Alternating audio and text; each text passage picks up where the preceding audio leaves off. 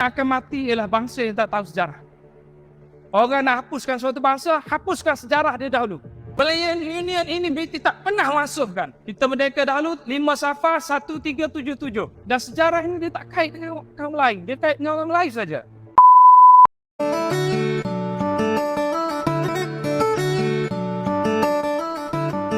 Halo penikmat dunia tipu-tipu, dimanapun posisinya.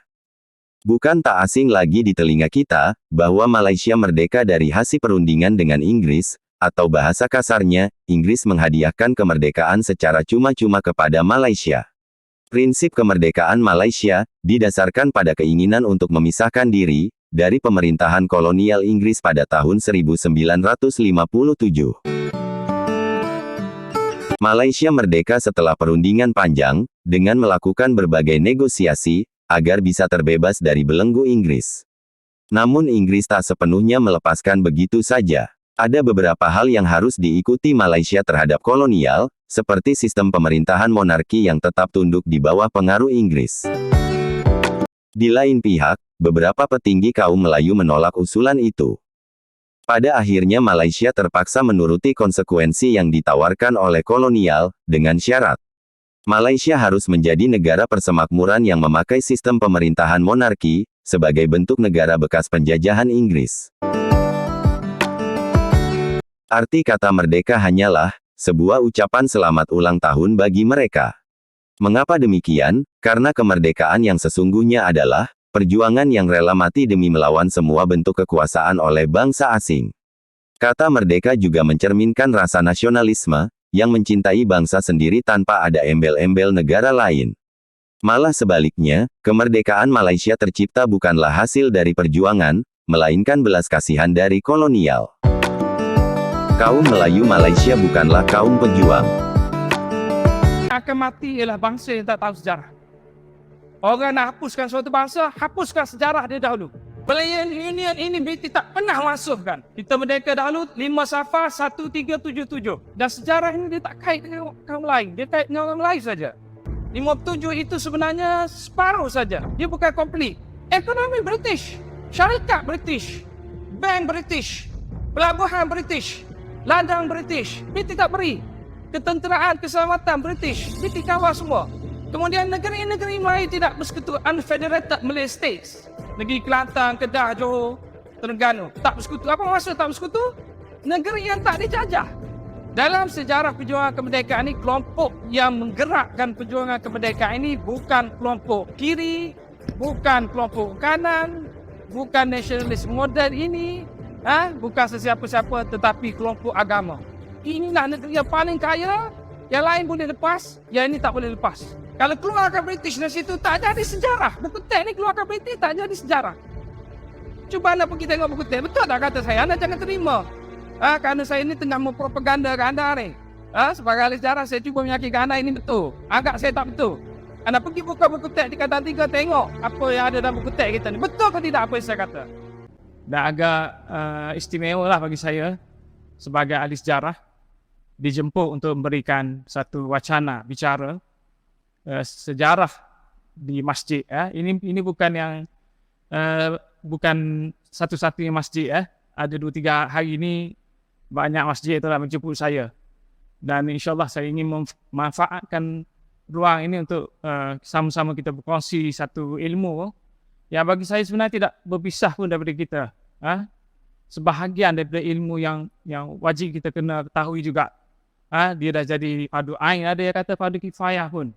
Kerana sejarah ini sebenarnya tidak, walaupun kita belajar di peringkat sekolah, tetapi ilmu yang sebenarnya tu kita tidak fahami. Di sekolah tu terlalu basic sangat dan banyak perkara-perkara yang kita tidak tahu, khususnya berkaitan dengan kemerdekaan ini lah. Baik, bagi saya ini adalah satu permulaan yang baiklah. Pihak masjid membuka ruang bukan saja pada kuliah agama, tapi pada kuliah sejarah. Besar pengertian, besar maknanya, terutama pada bulan ini, bulan kemerdekaan. Ada banyak perkara yang kita tidak tahu. Saya pun tidak tahu sangat. Tapi oleh kerana saya terlibat dalam bidang ini, bila saya mengetahuinya, banyak perkara yang boleh mengejutkan kita tentang sejarah kemerdekaan. Sebenarnya banyak isu berkaitan dengan kemerdekaan. Hari ini kita dengar macam-macam isu yang menimbulkan kontroversi, perdebatan, percanggahan, perbalahan di antara kita. Dalam aspek sejarah merdeka ni, kita pun tidak begitu faham sangat tentang sejarah merdeka, dan wujud tafsiran atau pandangan yang berbeza tentang merdeka. Apa makna merdeka bagi kita? Apa sebenarnya sejarah yang kita belajar di sekolah selama ini, di sekolah menengah? Sekarang ni kita faham sejarah merdeka ni apa? Karena sebenarnya rata-rata daripada kalangan kita ni tahu tarikh merdeka 31 Ogos. Tapi sebenarnya kita tak tahu apa-apa tentang merdeka ni. Kita tahu sambut hari merdeka. Merdeka tu apa benda yang sudah berlaku sampai kita sambut merdeka? Apa makna bagi kita? Dan apa yang telah kita capai dalam kemerdekaan ni sebenarnya? Ini perkara yang kita tidak tahu sangat. Dalam buku sejarah tak diceritakan secara detail. Jadi dalam konteks hari ini saya dijemput untuk bincang satu tajuk tentang bagaimana sejarah ini kita rasa kita memahami dari sudut kita. Tapi sebenarnya apa yang berlaku, saya sebagai ahli sejarah bila saya kaji, apa yang kita fahami sejarah kemerdekaan pada hari ini bukan dari sudut kita. Ia dari sudut barat, dari sudut Eropah, dari sudut penjajah yang telah meninggalkan satu sejarah pada kita untuk kita percaya itulah sejarah.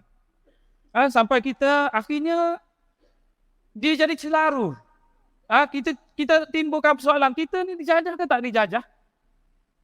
Kita merdeka ni sebenarnya kita berjuang macam mana boleh capai merdeka ni? British beri kan kita tuntut merdeka. Kita berjuangkan. Kalau British beri, kenapa British beri? Dan dalam makna apa British beri? Juga tak tarikh ni pun satu masalah. Sebenarnya kalau ikut sejarahnya, bagi bertang ni lah, kepala batas ni, sebenarnya ada kaitan dengan hari kemerdekaan ni. Anda patut tahu siapa yang tentukan tarikh kemerdekaan ni, orang di sini. Patut tahu, kalau orang kepala batas ni tak tahu, memang teruklah bagi saya.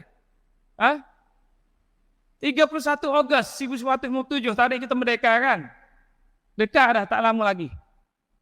Tapi soalan yang timbul ialah masa tahun 57, 31 Ogos itu dipilih sebagai hari merdeka, kita jangan lupa juga, semalam juga hari merdeka.